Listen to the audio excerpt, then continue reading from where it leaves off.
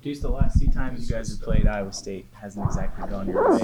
Is there a little extra fire this week to right the ship?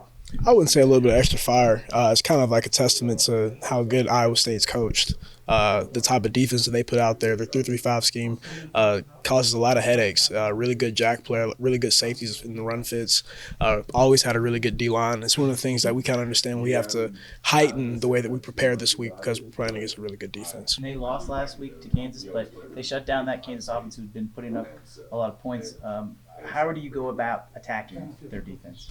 For us, it's understanding the game plan that's being put in place by our coaches, trusting it, believing in it, and then going and doing our job as an 11 players. I mean, when you play a really good defense that's really well coached and it's not going to make a lot of mistakes, you have to be on your P's and Q's in offense. And whenever it's time to hit a big play, you have to hit that big play, which I feel like is what they do really good, is not allowing big-time plays, but also taking a 6, taking a 7, taking a 4, taking a 5-yard gain to be able to say, okay, we're moving the football and things like that. Because when you play a really good defense that is good at stopping the explosive, if you try to look for it, that's when you pick up 1, 2, 0 yards and things like that. Really good strong defense, probably beneficial for this one? Yes, sir.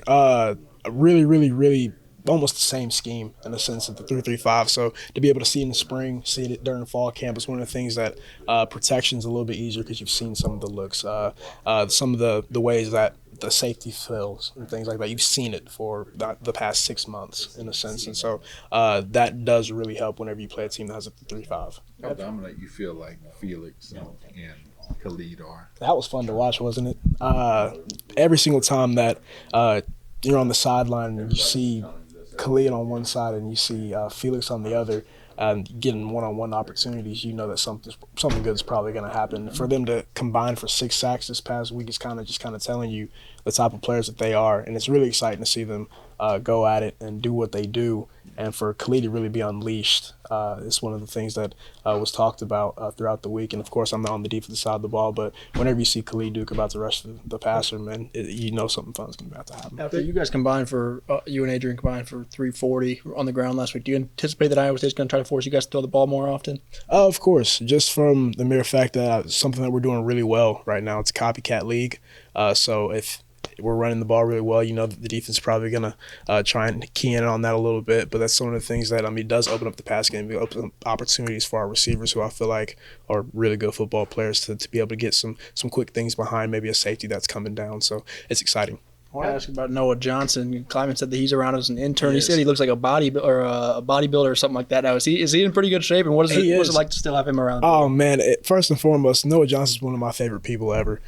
Center last year, man, he was the heartbeat. He was the soul of this football team on offense, without a doubt.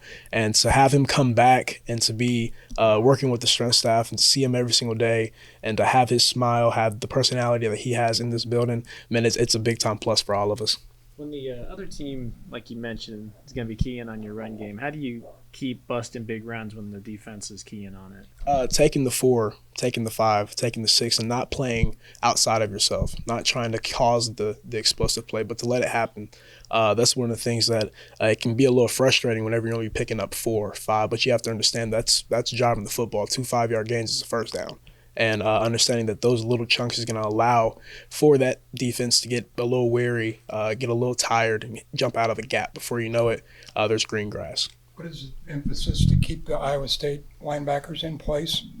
Really, one of the things that we do really well is gap scheme stuff. So whether that be running power, running things like that to be able to get them to kind of see a pulling guard and move, see a pulling tackle and things like that. You get movement on the offensive line to try and get their eyes out of whack.